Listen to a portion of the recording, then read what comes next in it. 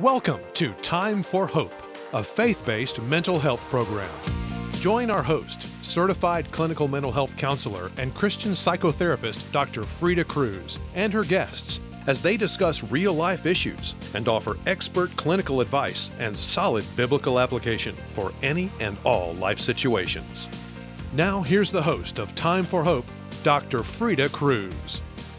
Thank you for joining us today for another edition of Time for Hope. I'm Dr. Freda Crews, your host, and I would like to welcome my guest today, author, speaker, licensed psychologist, executive director of Heart to Heart Counseling Center, and president of the American Association for Sex Addiction Therapy, Dr. Doug Weiss.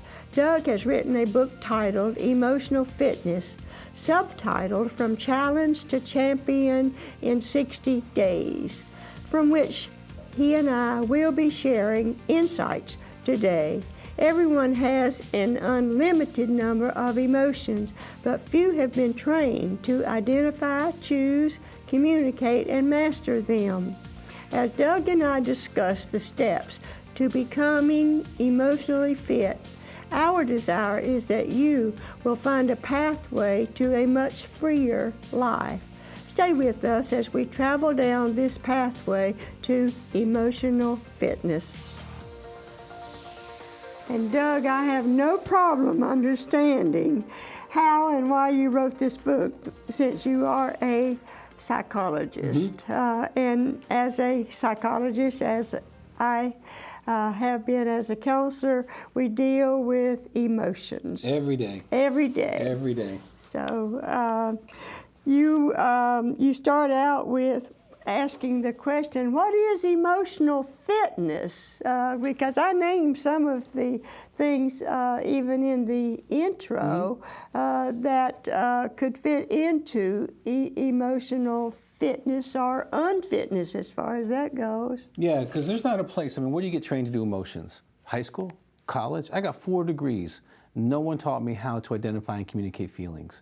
Okay, so this book is written so that anybody can become emotionally fit. They can identify what they're feeling, they can communicate what they're feeling, they can feel what they're feeling, and they can switch what they're feeling. Instead of them being driven by their emotions, they can pull back and they can decide to drive. The thing is self-control, isn't it? And the fruit of the Spirit, love, joy, peace, long-suffering, goodness, gentleness, and faith, meekness, and temperance. And they're kind of fitness control Those can all help the way a lot through. if you can manage your feelings. But if you're out of control with anger or fear or anxiety, then that emotion will override the spirit and you'll walk around in those strong emotions as opposed to walking around with a sound mind that God has given you. And so we need to learn how to manage our emotions. Yes. And coming up, as you did, and you've talked about it in your book, I'm not revealing anything you wouldn't reveal, you went through quite an upbringing that put you in a lot of different situations. Sure. And the people that we learn from are those people we are around. That's where we learn. Sometimes we learn what not to do. Like I was conceived in adultery, I was abandoned, I was put in foster homes, I was sexually abused, and gotten into alcohol, drugs, and sex addiction very strongly. Been sober now for over 30 years. And so sometimes you may not start off emotionally fit, but that doesn't mean you can't become emotionally fit. Being emotionally fit is a toolkit. Once you learn how to use those tools, anybody can become emotionally fit. If I can, anybody can. And I designed some of these beginning exercises for me because I couldn't spot a feeling to save my life. And yet I was going into counseling. And my teachers weren't telling me how to actually do feelings. No. How silly is that? No. But you know, one of the things I must have said so many times to my clients, and it's a truth, and I believe you bring it out in your book, the past needs to be put into the past if we're going to become emotionally fit. Absolutely. Doesn't mean we forget it. No. Doesn't mean that we have to forget where we've come from. but we need to look at it as being in the past. Absolutely. And not in the future, and not controlling us presently. Sure, you want to make your past a scar. If you need to process the pain, that's fine. But what emotional fitness does, it allows someone to be able to feel what they're feeling, not deny it, not suppress it. Like if you're feeling fear, or you're feeling anxiety, or even if you're feeling sad, you can feel it, because feelings are visceral, not stored in your brain. But then, the miracle of this book is, I teach you how to switch. So if you're feeling embarrassed, you can actually switch to confident. Like that, at your choice. Instead of the circumstances have to change for you to feel differently. You have the power, God has given us the power to decide how we feel. And once we learn that we have that power, we exercise it, because that's why we call it fitness. It's a workout, and you work it out. You can actually transform the way you respond to your spouse, to your kids, to your coworkers, and even to your God. Yes, and what you just did was answer your question. What is emotional fitness? Yes, it's able to be emotionally present, ask you that, switch it, be and monitor it. that. But isn't it so much better to be in a relationship with someone who's emotionally mature, who can share what they're feeling without having to get all weird. Yeah. Okay, they can just share, I'm feeling really concerned about that, or I feel really, I'm angry about that, I'm frustrated. You don't have to walk on eggshells, totally. fearing those that are not emotionally fit. Totally. And I have dealt with many, many people that were in those kinds of environments, and we get loads of prayer requests. Yeah, well, see, there's a path through emotional fitness that anyone can learn. They can save thousands of dollars in therapy, because they can learn how to identify their feelings. They can talk about it. And once they can talk about it, they can process it. Okay, they don't have to be afraid of it. And I can tell you, I work with addicts a lot of times. They're very emotionally immature. Okay, but in very couple months, they can learn how to identify and communicate their feelings to their spouse, and they start feeling more comfortable in their skin, and they can say, I feel hopeless, or I feel really frustrated, without necessarily having to be constipated with that emotion, or worse, be the emotion driving them instead of them being in control of the car. It's much more comfortable to be in a relationship with an emotionally fit person. Yes, I have to agree with that, and have gone along those lines even in my own counseling. You say that emotional fitness requires a right attitude, and you just talked about that. Requires a right preparation, and I want to come back to that. It requires learning skills, and it takes work. Anything about us takes work, because we're left with the flesh. No matter how spiritually we become, we're left to deal with this flesh. Sure. And God chose to leave us that way, to deal with both. Well, and it's even good. Our body does better if we exercise it. Our spirit does better if we feed it and exercise it. Our emotions do better if we exercise and learn how to use them. Everything does better when we work it a little bit. So how do you prepare for emotional fitness? Okay, well, first of all, the first step is learn how to identify your feelings. In the book, I have them write out their feelings, and then communicate it. Find a safe person you can communicate your feelings with, eye contact, share them. And then what's really different about this book is you've been counseling, I'm a psychologist. A lot of us in our field think feelings they're logged in our head. They're not. They're actually stored in our body. They're visceral. That's why people talk about their gut hurting when they have strong emotions. It's a visceral thing. So then you actually allow yourself to feel the feeling in your body. You hold it 15 seconds, 30 seconds, 45 in a minute. Now you know where that feeling is, okay? And then you can begin to switch it. So like suppose I had a guy in my office, this is a true story, Freda. He got anxious anytime it came to the physical relationship in the marriage. He had anxiety about asking. So in 1 hour in my office, I showed him the principles in this book. I had him practice the anxiety and I had him pair it with, I think, confidence or calm. And then he was able to switch it in my office. I said, now go down the hall, do this for a few times. Okay, so tonight I want you to ask. He hasn't asked in 8 months. I want you to ask, and I want you to switch. You know what happened? They had a great physical experience, and he felt good about it because he overcame the anxiety. It wasn't that I didn't love her. He was entrapped by an emotion he couldn't manage. That's a great story, and it should be encouraging to our Anybody can get through viewers things. that, And then you talk about emotions, perceptions, responses, that all of these can change environments. That would include family environments. Sure. And relationships. Sure. It could be where we work, who we work with. It can change anything, because yes. like if you're kind of dull and you're just kind of complaining and you're whining, you're kind of creating that kind of energy around you. But if you're excited and you're happy to serve, and how can I help you? I mean, we all had different waiters, right? And some of them you go, that was such a good experience. And some of them are like, wow, that was such a dud. Even the food was good, but the service was just, that person was a dud. Yes. That emotional contribution that they brought to us was either fantastic or it wasn't. And you bring energy, and you can switch it anytime you want to, and you can have a kind energy. You can have gentleness. Yes, I go into restaurants and you talk about waitresses and waiters, where I believe that I can tell that the management has trained them. Oh, absolutely. And had them become emotionally fit in interacting with. Yes, I had a lady at the airport. I had like a half hour at the airport, and she started talking about her product, and I could tell she was so trained. She asked me my name. She said, "That's a nice this."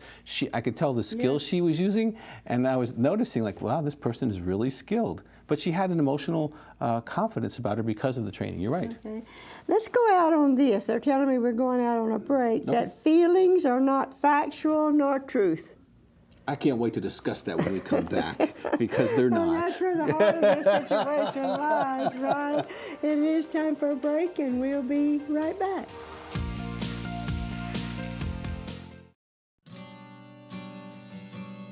The newspaper heading read, "Pitchfork, Rake, and Knife Used in Family Fight." The story begins by saying that a man used a pitchfork to hit a relative who was armed with a rake. Then his wife came out of the house and stabbed her husband with a kitchen knife to keep him from killing her brother. To sum it all up, we could say that all three people were being controlled by their emotions.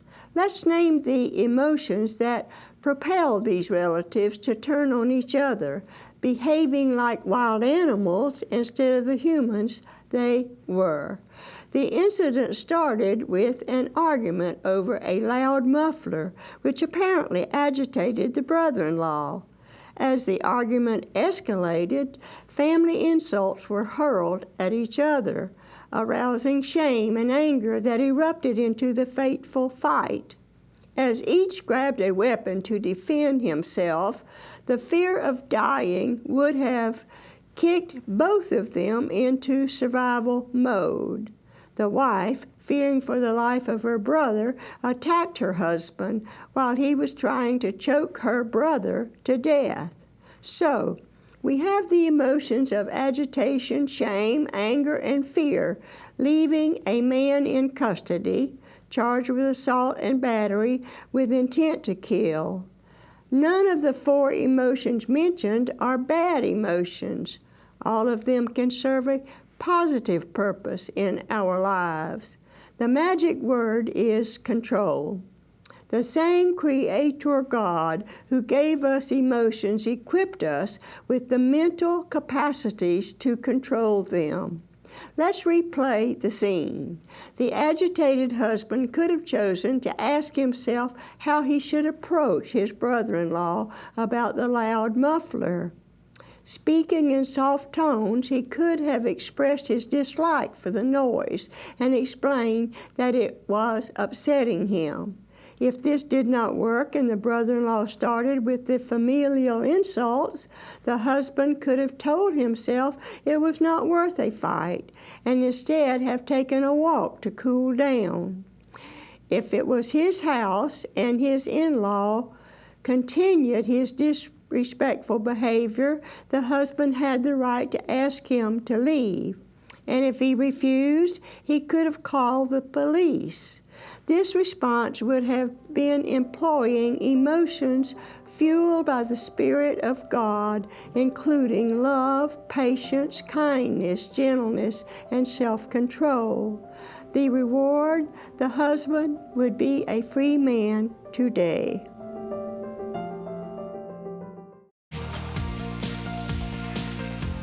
Thanks for staying with us while we took a break and inserted something else during that break.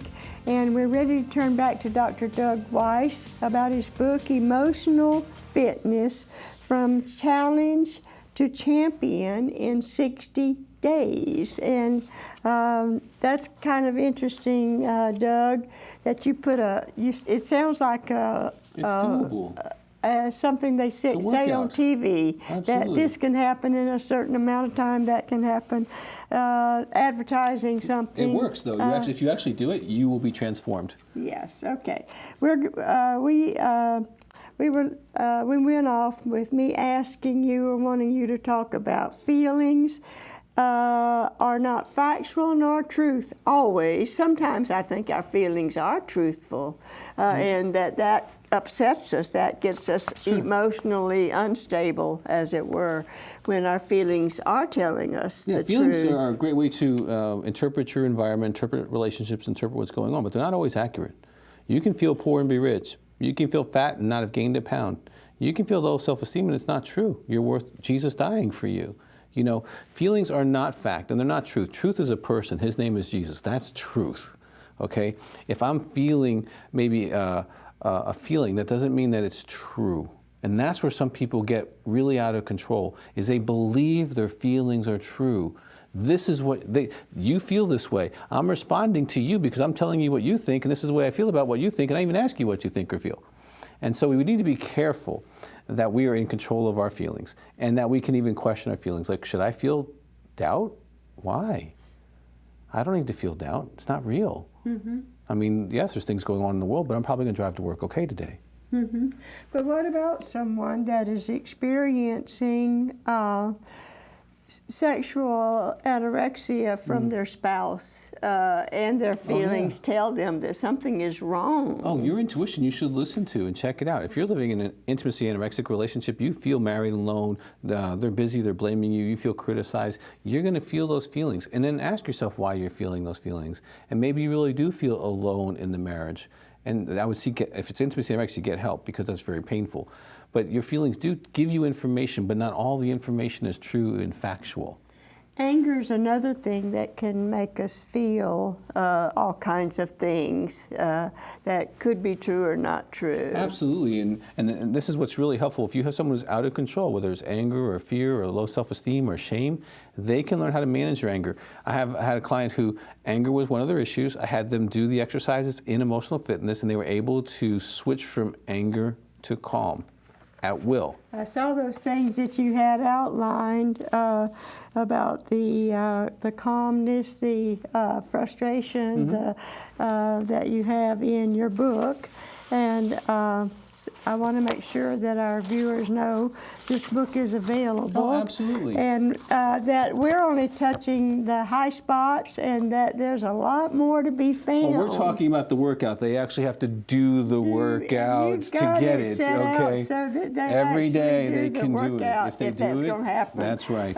In the 60 days that you have laid out, they got to work at it, right? Yes, ma'am. It's not something that they can pray about and it just happened. Not even pray about it and it just happened. You have to do the work. They have to pray for God and the Holy Spirit to help them. Well, they've already prayed. This show is an answer. Yes. Okay. Now they have to do what they need to do to fulfill their answer. That's right. Them. Yes.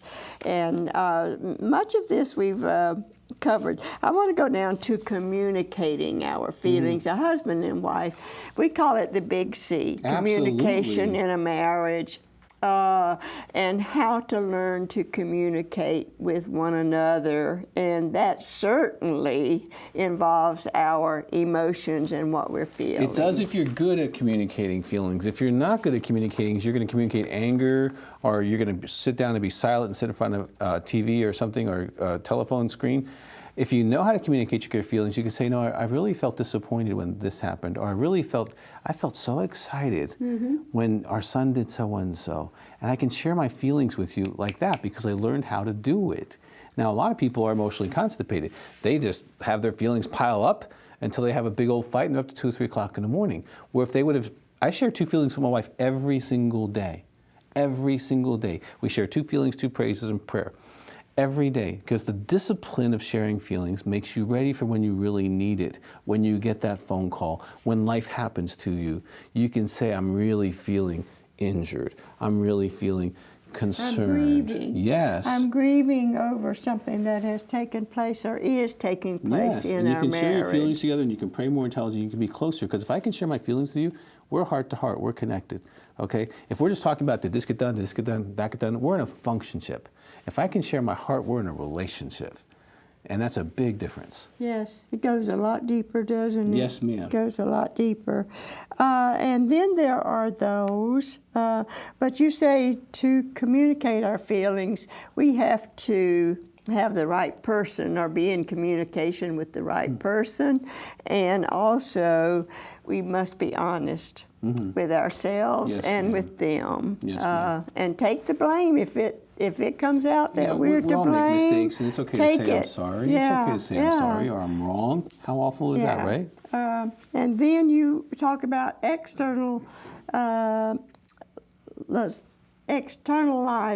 those that externalize their feelings all the time. They tend to blame, be the victim. They tend to make the other people anger, responsible. Doing this, doing that.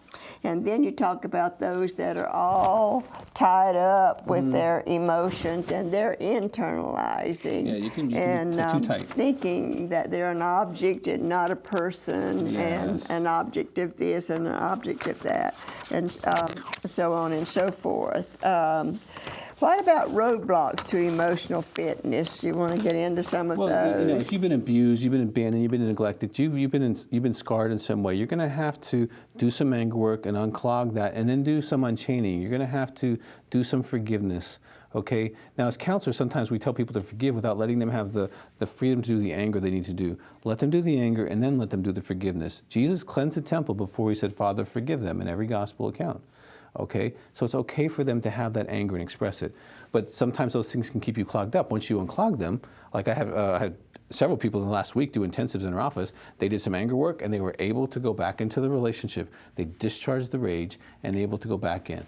Did you know one of the most damaging emotions, as we're talking about this, that a person that internalizes can have is unforgiveness? Mm-hmm. Oh, I believe that. The scriptures teach that we are to forgive and to hold a grudge. It builds resentment. It builds this. It builds anger. It builds other things. It takes a lot out of life for us, doesn't it? Yeah, I tell people, don't let other people drive your car. And they do exactly what you did. They just smile and go, well, that makes sense. Why would I want someone who hurt me drive my car? Don't. You drive your car. And emotional fitness lets you be the driver in your own car. So you're unclogging, if you put the past in the past, like I've recommended, you're unclogging abandonment, abuse, neglect. And what about abortions? I don't know why you named that. Well, sometimes people have shame. Shame is a very big feeling. Because they've had an abortion? Because they've had an abortion or some other painful things happen to them, and they can unclog that for themselves, and they can walk in freedom. Then you recommend writing an anger letter at people that you're angry with, that you need to forgive and unclog, as it were, and unchaining. There are some emotions that chain us, make prisoners out of us. And then, of course, your book talks about the journey, the end of the journey, so to speak. That 60 days and becoming emotionally fit at the end of 60 days. Great job. Well, thank you. You know, it's a great way to live, to be emotionally fit and well and move through life that way. It's good to have you back. Oh, it's good to be here, As I told you Freda. early on with our first show, it's good to have you back, and may you have a safe trip back to Colorado Springs, Colorado, and may the Lord continue giving you books to write. You've written a pile of them, and may you come back to Time for Hope. So I've appreciated your coming, and may the Lord bless your ministry. Thank you very much. Okay, I have something to share with you before we go, and it says, "Dear Dr. Freda, please pray for my marriage." You said marriage? I thought you just did that, and you're talking about emotional fitness. Listen, my husband comes from a dysfunctional family, which too often drives our emotions. A dysfunction coming from a dysfunctional family, and we are having problems. I want out because I don't believe he will change.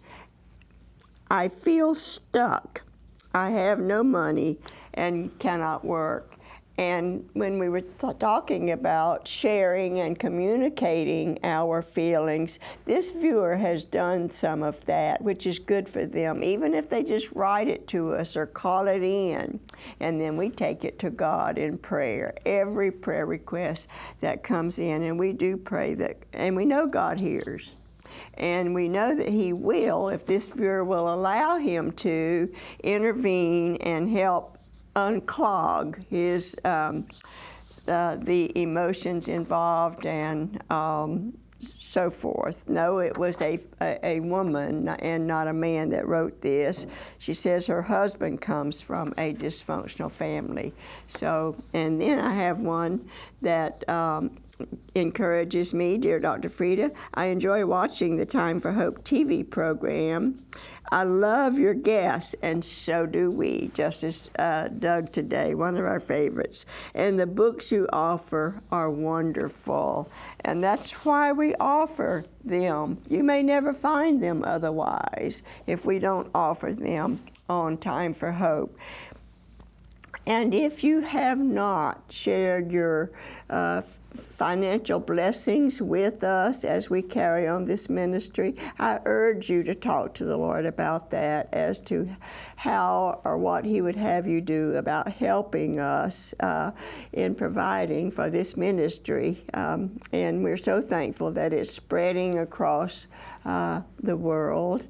And then we also ask that you bless us by joining us again next week on Time for Hope. A free fact sheet that contains additional information about today's topic is available upon request from our ministry. You can also receive a copy of today's resource for a donation of at least $19 to the Time for Hope ministry.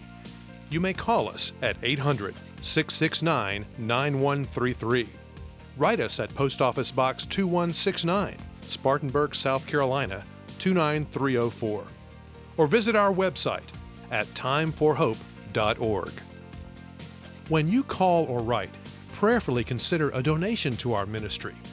Our ministry's mission is to offer hope to discouraged and hurting people. As we continue to give out messages of hope, a financial gift of any amount to support this ministry will be greatly appreciated.